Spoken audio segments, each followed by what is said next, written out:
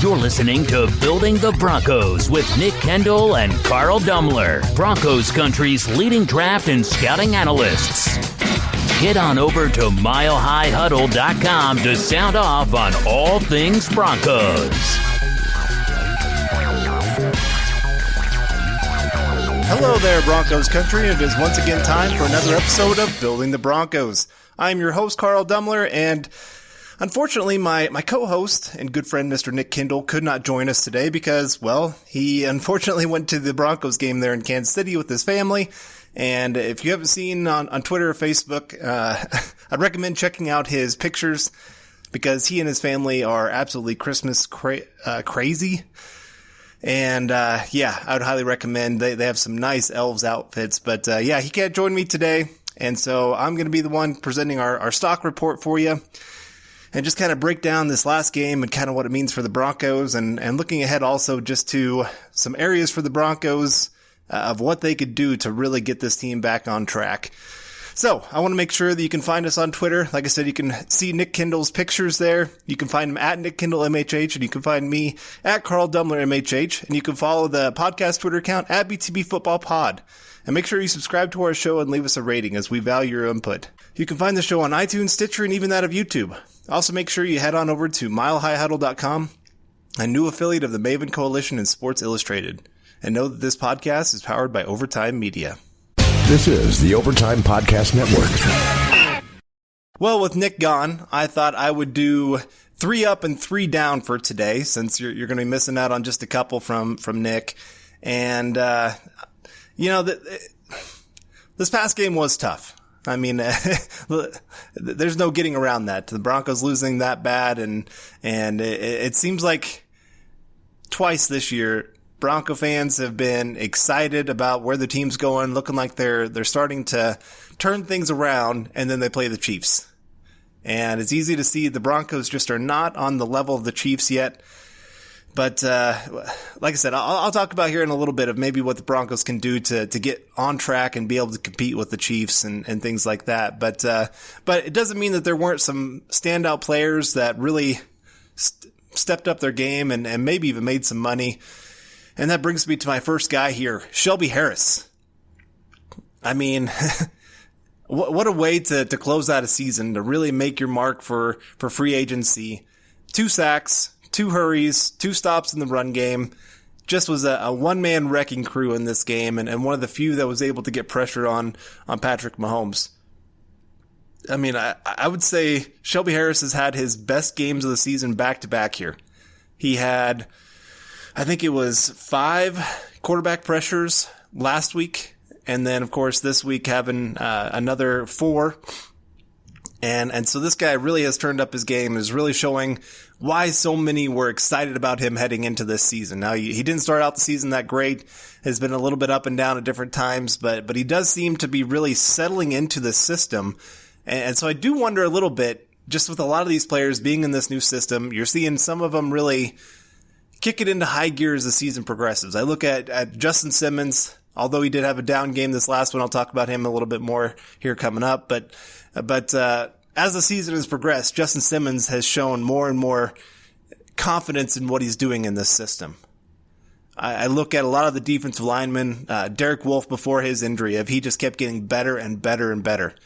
I look at the linebackers. I mean, how much have they improved as the season has gone? Todd Davis looked like just a fish out of water to start the season.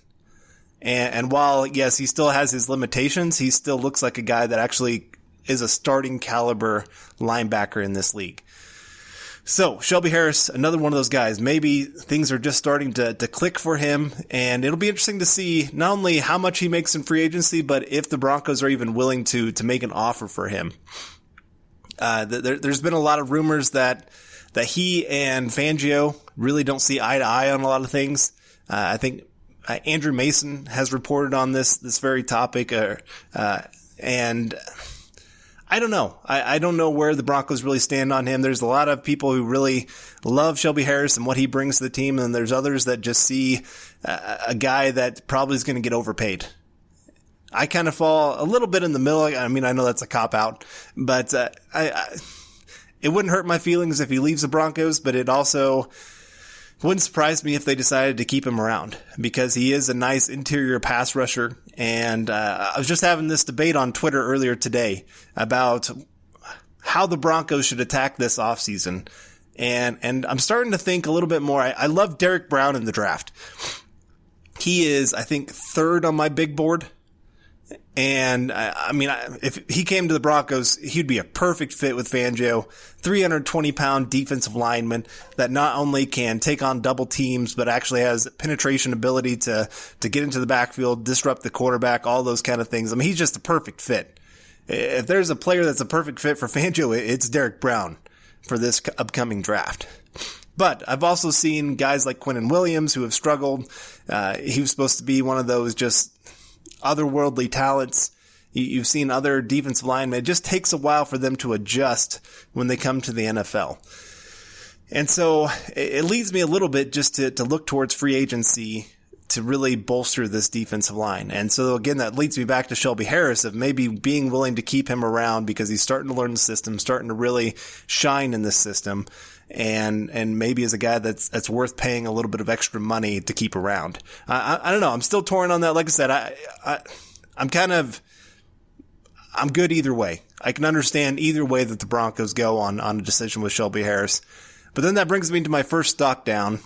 And let's go to the other side of the trenches, Elijah Wilkinson. And I honestly feel a little bit bad for dogging on Wilkinson this year because he's been forced out of probably his more natural position of guard because he is a strong player. He has ability to anchor when called upon. And I think next year, if the Broncos decide to move on from Leary, it really would not shock me one bit if Wilkinson is the guy that they really view as that next starter at that right guard spot. I think he can do well there. But, I mean, he's been forced into the lineup because of injury, obviously, and it has. It's just been a bad year, and this was maybe his second worst game of the season, only topped by maybe the last Chiefs game. And just really the entire offensive line had their struggles in this one. And Drew Lock was having to run for his life. It doesn't excuse some of the decisions that Drew Lock made. Don't get me wrong. Lock didn't have a good game either. But the offensive line definitely did not help out. They did not do great in the run game. They had a couple good runs, but otherwise they were allowing the Chiefs just to get in the backfield right away. It was a very bad game, especially for Elijah Wilkinson, and just makes me wonder a little bit if James had been ready to go for this game. Maybe Broncos get a little bit of momentum early in the game because Locke isn't pressured right off the bat. I don't know. I mean, it's still, like I said, I mean, I don't think Wilkinson's the only reason the Broncos lost, but he definitely was a part of the reason that they lost this game. And so then stock up. I will get one offensive lineman into the stock up, and I got to give credit to Garett Bolles. Over the past 3 games, according to Pro Football Focus, he has only allowed 2 pressures. 3 games, only allowed 2 pressures. That is some very good pass blocking. Now, I think maybe I would disagree a little bit with some of their numbers, but that doesn't take away from the fact that Garett Bolles has been a different player ever since Drew Lock came into the lineup. Teams have to rush the quarterback a little bit different with a quarterback like Lock, with that kind of athleticism, and it has really allowed Garett Bolles to shine, where one of his biggest struggles has always been getting into proper position, especially when guys are trying to come around the edge. And with them having to delay just a little bit allows him to get into his position needed to either anchor when they try to bull rush or to be able to get the edge when they're trying to get around him. So I've been actually pretty impressed with Garett Bolles. Not enough to say left tackle is not a need in this upcoming draft, but it wouldn't surprise me one bit, and it probably shouldn't surprise Broncos country if Garett Bolles is the starting left tackle to start next season. And I know that for some people, they're just going to be like, all right, time to turn this podcast off. I can't believe that he would say something like that. But it kind of is where if the board doesn't fall right, then it just might be one of those years where you have to feel okay having an average to below average left tackle playing and hope that Mike Munchak can really turn Garett Bolles into a consistent left tackle. I mean, here's the thing that people forget about Garett Bolles. Part of the reason that he went so high in the draft, it wasn't so much that his tape was that great. I mean, he had some wow plays in college when he was at Utah. I mean, some pancakes. His ability just to get out, especially in the screen game, were otherworldly. But really, the Broncos banked on his athleticism and that they could mold him into a true left tackle. And obviously, the growth hasn't happened there, but the athleticism is still there. So, I mean, the clay is good clay. But it's a matter of, is that clay worth keeping around? Is that clay worth giving another year to try to mold into something good? I don't know the answer completely to that, but it really wouldn't surprise me if the Broncos were going, you know what, we still trust Munchak to turn this guy into something. Give him an entire offseason to work with this kid and see what happens. So, but no, I think he had a pretty decent game, at least compared to the rest of the offensive line. I thought those guys, especially the right side, obviously, I mean, when you got two backups in, it's not going to end well. And definitely did not end well for the Broncos in that one. But moving on here, I'll go to stock down, and I'll go Will Parks.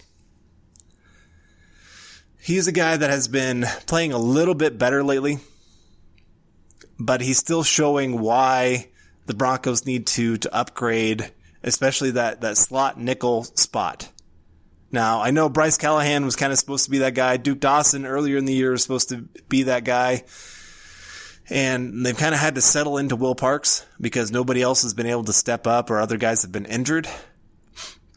But it is one of those times, especially this past game, that you see why the Broncos need to update that slot spot.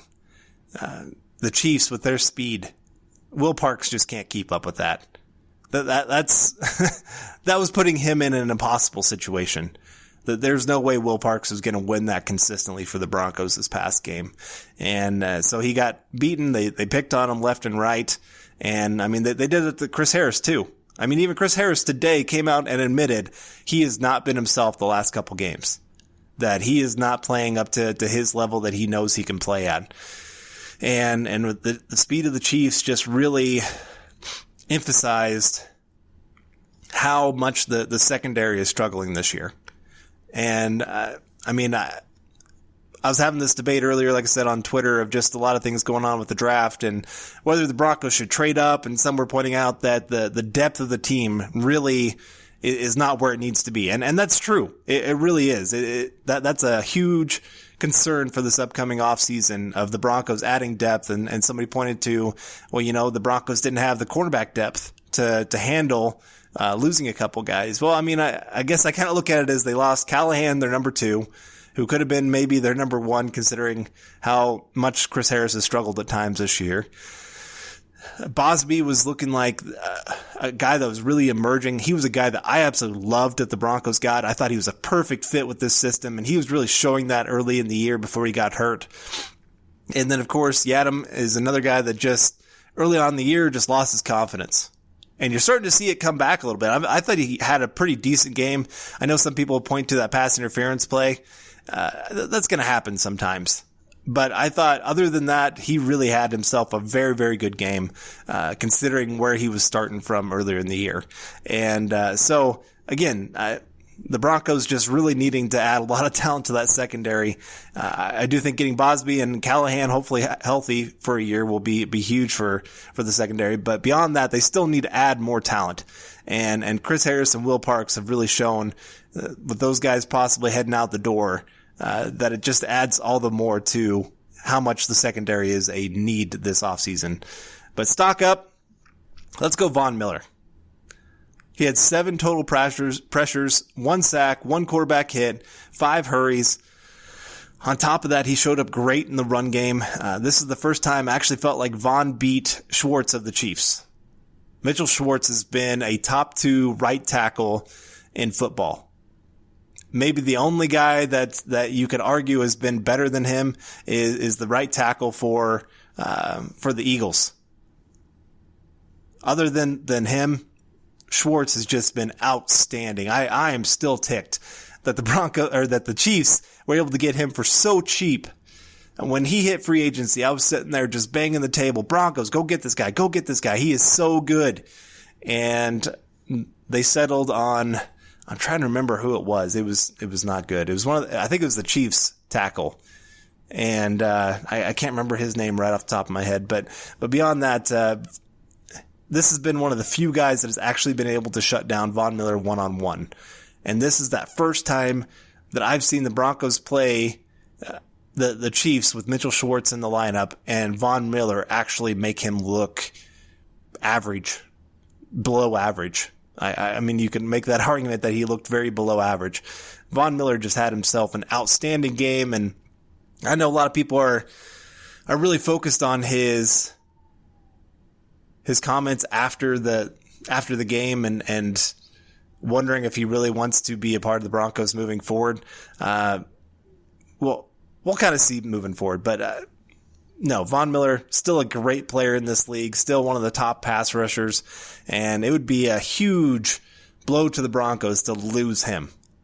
Now, if he wants out, go get your trade capital, whatever you need to do, I guess, but if he still wants to be here, you keep him, because he is one of those cornerstone players that still has 2 to 3 really good years left in him. But I'll move on to my next stock down here, and I'll go Justin Simmons. Mostly just because we've come to this point of expecting all-pro kind of talent from Justin Simmons this year. And so it's more, not that he had himself an absolutely worst safety in the league kind of game, but it was just an average game. He got the huge interception. I mean, you got to give him all the credit for that. That was a great catch, great play. But beyond that, this is the first time I've really seen him out of position for a long time. Earlier in the year, there was a couple times where you could see that he just didn't understand what his assignment was. But since then, he has been just spot on. I mean, Justin Simmons has always shown the talent. The issue for him has always just been consistency, how often he shows that kind of talent. And this is that first time that I really felt like he was out of position, out-muscled, just not quite the same player that we've come to expect. Now, maybe that's the snow that he's not used to playing in. I don't know exactly what his issue was, but there were some major miscommunications in that secondary. The first touchdown to Tyreek Hill, that was one where I would put that completely on, not completely. I'd say 70% on Simmons, 30% on Chris Harris. As both of them were supposed to be there, I mean, you can't let a guy like Hill get over the top of you like that. I mean, that's just football 101 kind of thing. So I got to get Justin Simmons on that list, and it's just, like I said, it's more because of the expectations of what he has brought this year. I still want the Broncos to pay him. I still don't care if they pay him as the top safety in the league, because he's that good of a talent to keep around. Love Justin Simmons, but not his best game by any means, and I'm sure he would say the exact same thing. But I'm going to take a quick break here, and then I'm going to come back with a couple questions and then a couple situations that I kind of want to go through with the Broncos. So hang on, and I'll be right back with Building the Broncos. This is the Overtime Podcast Network. All right, and welcome back to Building the Broncos, as I am your host, Carl Dumler. And as I said earlier, Nick is out. He is coming back from Kansas City and got to go to the Broncos Chiefs game. I'm sure he was wishing that the results were a little bit different, but I'm sure he had a good time too. And so I'm kind of doing a solo act here today. But I wanted to get a little bit to this discussion because I mean it's obviously the talk of the town. Beyond the Broncos just losing bad in this game, it is, does a down game for Locke change your opinion of him? Because I mean those first two games, I think maybe expectations got way too high.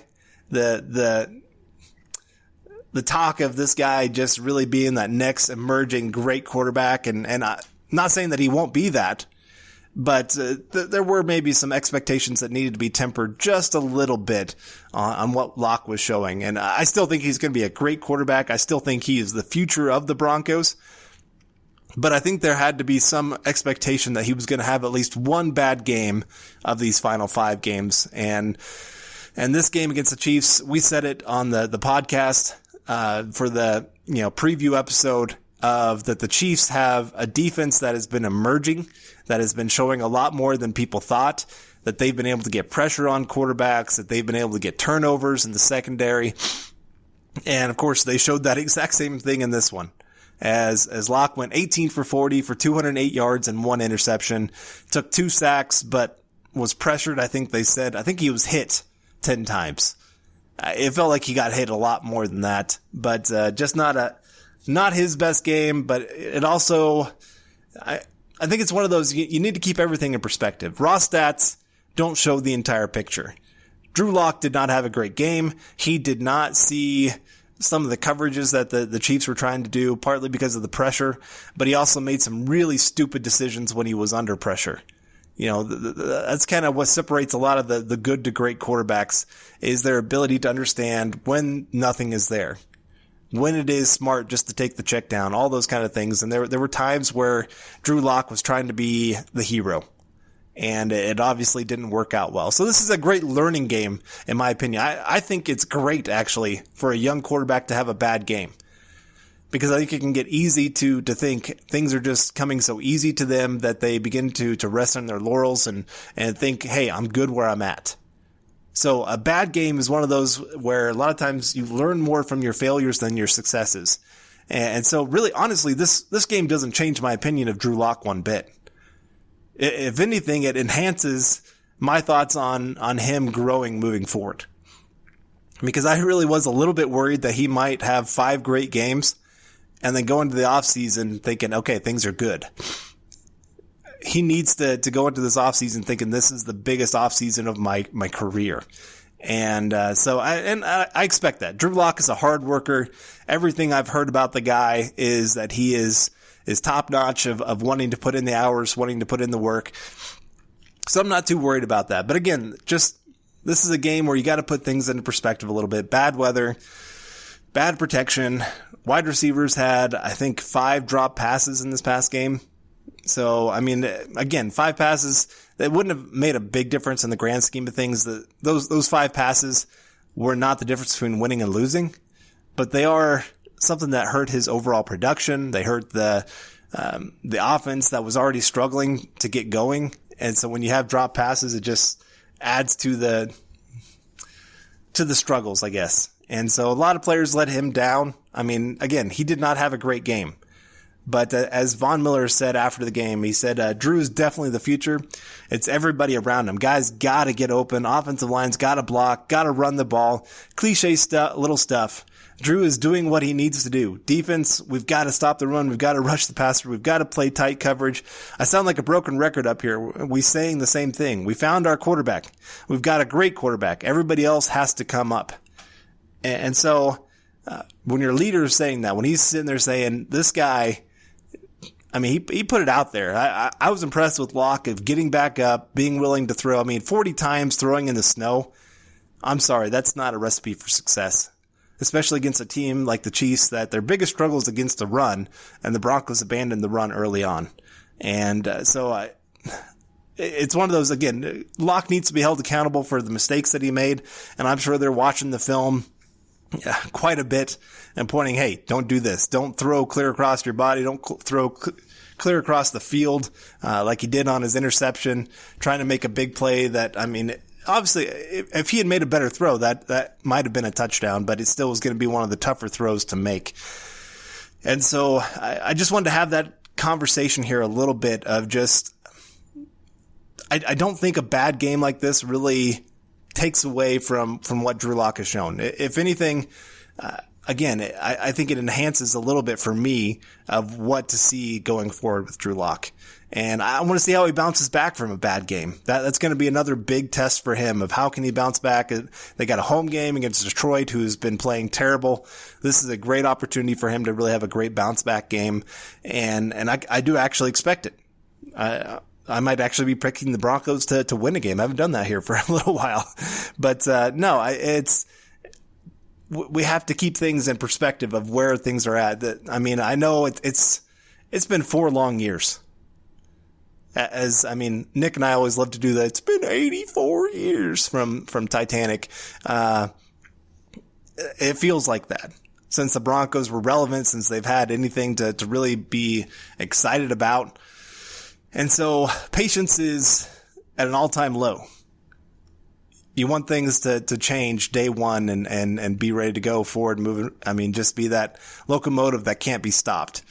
And so the Broncos unfortunately have to go through the growing pains. And this is one of those with a young quarterback to learn from bad games, to learn from bad throws that were just not good decisions at all, on top of not being good throws as well.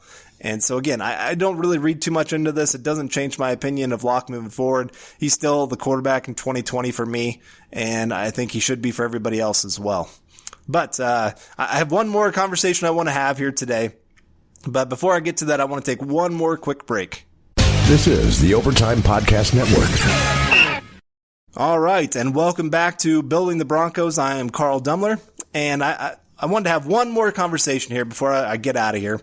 And I think that the Broncos can learn a lot from this Chiefs game, not only in just what they did wrong, but they can look at what the Chiefs have done right. If anything, the Broncos are in that beginning stage. The Chiefs, back here a couple years ago, Patrick Mahomes, that final game playing against the Broncos, showed that promise that they were really hoping that he would.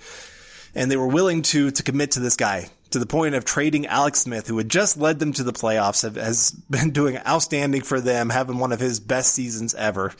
But they decided to move forward with Patrick Mahomes, and they decided to do everything possible to build around Patrick Mahomes.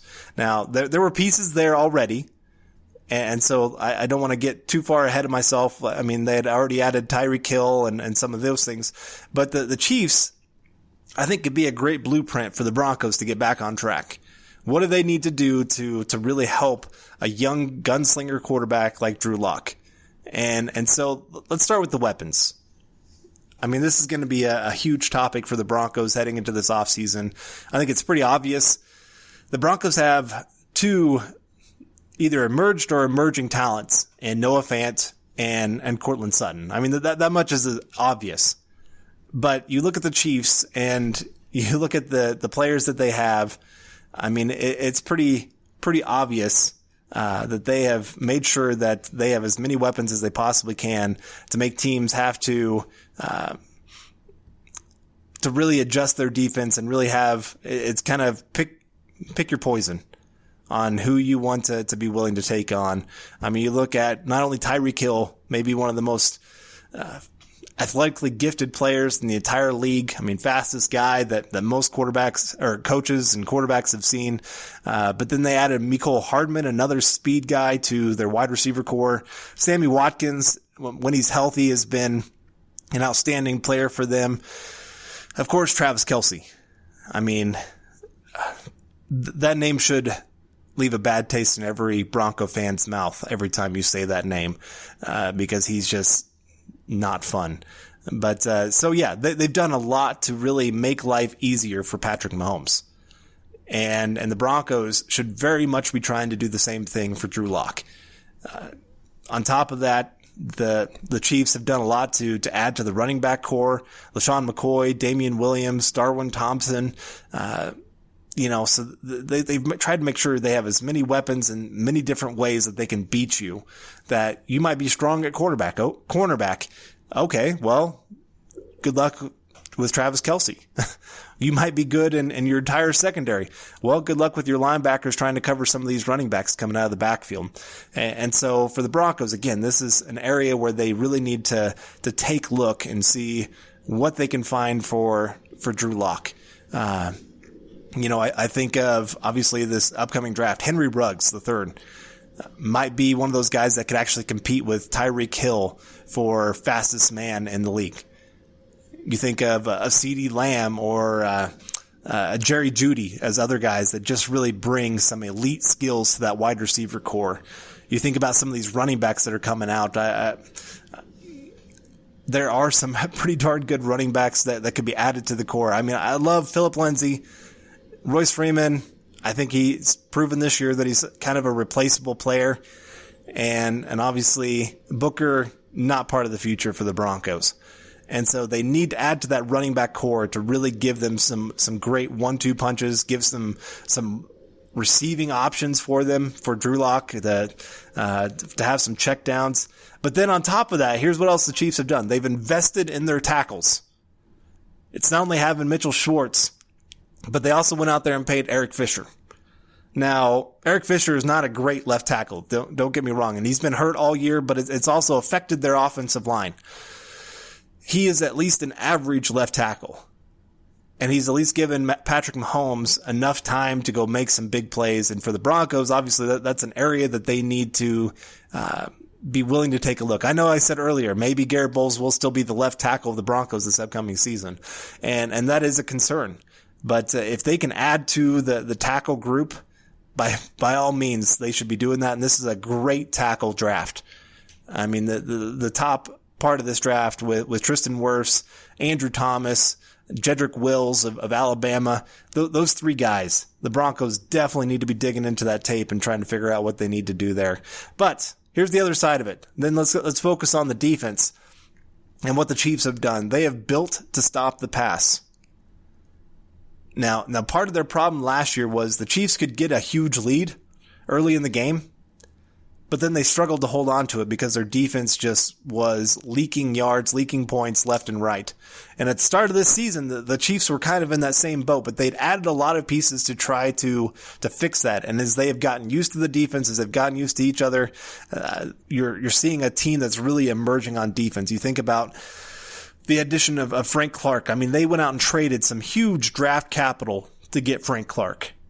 And he is really started to come on, especially over the last few weeks of the season, and it's made all the difference. Then on top of that, then they had invested a lot of draft capital into their defensive line. You think about guys like Chris Jones, obviously, Derek Nottie. They just picked up Terrell Suggs. They added Kalen Saunders, one of my favorite guys in the draft. I think there's a couple other guys that I'm forgetting here that they definitely, I think Breland Speaks is that another one? Emmanuel Ogba, Alex Okafor. That's the other one I was thinking about that just went on IR for them, unfortunately. Or, well, I guess I don't really care too much, but, I don't cheer for any player to get hurt, obviously. But, no, they've done a lot to really add to the pass rush in that defensive line. And then on top of that, then they go and add a guy like Juan Thornhill. They go add Kendall Fuller to the secondary. They add the Honey Badger. So they add some guys that can really go make some big plays in the secondary, that can really make those turnovers that turn a game. And you've been seeing that the last few weeks, that they've just been, I think it's nine turnovers over the last 3 games or something like that. So, I mean, they've really started meshing well together. And I always think of those Peyton Manning years. Now, I know that they struggled sometimes in the playoffs, mostly because the Patriots were just always so good. They had such well-rounded teams. But you think about how the Colts built their team around Peyton Manning. Weapons, tackles, and of course on defense, then they got some great pass rushers and tried to add to the secondary. And for the Broncos, I think you're going to see a lot of the same thing, where they're going to try to add a lot of those same pieces in the hopes that they have a quarterback that's really emerged and can really take them to that next level. You know, this is that one time where you can really be aggressive as a team. When you have a young quarterback that's on a rookie contract, this is the time for you to surround them with as much talent as possible and just take your chances. Take some risk in the hopes that they can maybe go win you a Super Bowl. Because even when you have a great quarterback, the problem is when they get paid, it is just so hard to surround them with the talent that they need. The Patriots have been so good because, well, they've been able to keep Tom Brady's contract, his cap hit, so low every year. And so they've been able to surround him with a ton of talent. And on top of that, of course, they have some great coaching, and maybe I guess you could add in maybe a little bit of cheating to help out. I won't get into that conversation here today. But again, that's exactly what the Broncos need to be doing, is trying to make some aggressive moves. I think of the Seahawks with Russell Wilson. when they had a cheap quarterback, third-round quarterback, they could do a lot of things to add to that team to be aggressive. I mean, they traded away some first-round picks. And I'm not saying Broncos should go trade their number, well, it'd be number 10 or number 11 overall right now, pick to go get somebody. But I think it is one of those, maybe if you see a player that you absolutely love in this draft, be willing to trade up. Be willing to sacrifice some of the future cap or future draft capital, wherever you want to call it, to be able to build this team for now. Because the Broncos are in this incredible 3-year window that they can stand a chance that they can maybe become one of those top teams very quickly. I mean, when they have $90 million in cap, possibly once they make some cuts, when they have as much draft capital as they already have, the Broncos can be aggressive. And I'm excited for this offseason and what the Broncos can do, because they can actually turn things around in a hurry. And so I don't know. It'll be interesting to see what John Elway is willing to do, because he's been one that's kind of been more, I guess, bargain bin shopping a lot of times in the hopes that he can maybe hit on a few players, kind of like he did with Emmanuel Sanders. And I mean, there's other players too, but he's always kind of gone in that direction. And so this might be that time where John Elway needs to go against his instincts to go bargain bin shopping and be willing to be aggressive. But that's going to wrap up today's episode of Building the Broncos, powered by Overtime Media. You can find me on Twitter at Carl Dumler MHH. And of course, you can find Nick at Nick Kendell MHH. And make sure you head on over to milehighhuddle.com, an affiliate of the Maven Coalition and Sports Illustrated. And head on over to iTunes and leave us a 5-star rating and a comment. Your support can help us continue to bring you our Denver Broncos deep dives. You can follow the Building the Broncos podcast and all our other great audio content by subscribing to the Huddle Up podcast wherever you listen to podcasts. And you can follow us on Twitter at Mile High Huddle and, of course, at BTB Football Pod. As, like I said, Nick is not here today, but I'm Carl, wrapping up another episode of Building the Broncos podcast. We hope you enjoyed, and we will see you soon. Go Broncos.